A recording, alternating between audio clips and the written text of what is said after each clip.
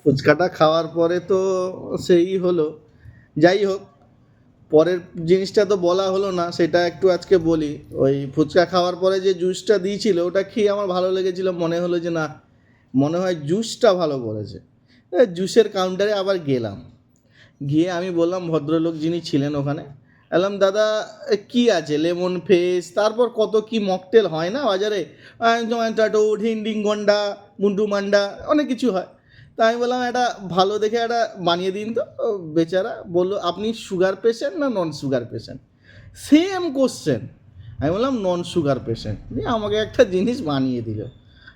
খেলাম, পুরো স্বাদ পেলাম না, হালকা মিষ্টি মিষ্টি একটু একটু টক পেলাম। আমি দাদা এটা কি? বলে কেন জানেন না, এটা অর্গানিক মকটেল।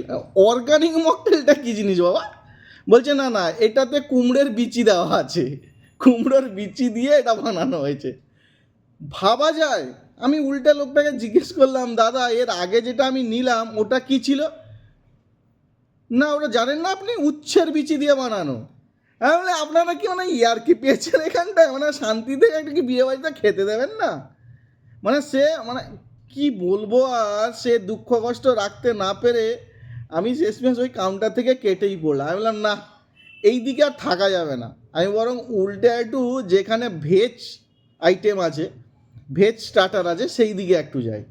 আমি ওখানে গেলাম, একটা ভদ্রলোক টাই পরে স্যুট ফুট পরে ওখানে স্টার্টার দিচ্ছিল। আমি ওকে বললাম দাদা কি একটু বলবেন কি কি আছে? ও দেখে ফেকে আমাকে বলল হ্যাঁ, this is potato with mayonnaise and সামটান সল্ট। আমি বলি ভাই দেখে তো আলু ভাজা মনে হচ্ছে বে, তুই এইভাবে পটাটো মোটাটো মারাচ্ছিস কেন? ভাবা যায় আমাদের মতো লোকেরা কি স্টার্টার খেতে পারে না? মানে আমরা কি স্টার্টার খাওয়ার জন্য জন্ম হইনি? হ্যাঁ, এইসব কথা বলে আমাদের জীবনটাকে হেল করার কি দরকার?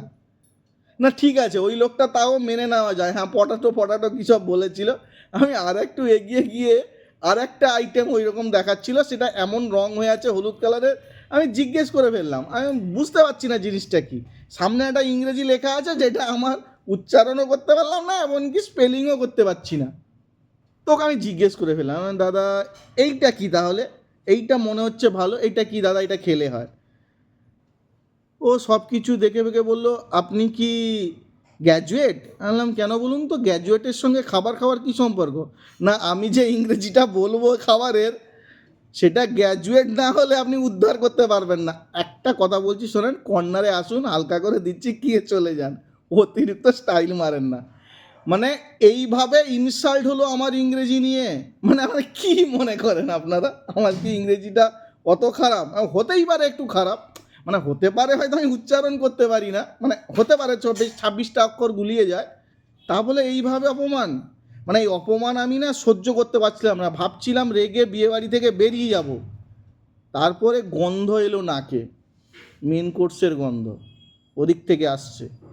সেটা নিয়ে আমি পরে বলছি। হ্যাঁ আজকে এখানেই শেষ করলাম, স্টার্টারে যা হলো, এখন স্টার্টারটা হজম হোক তারপরে আমি মেন কোর্সে যাব।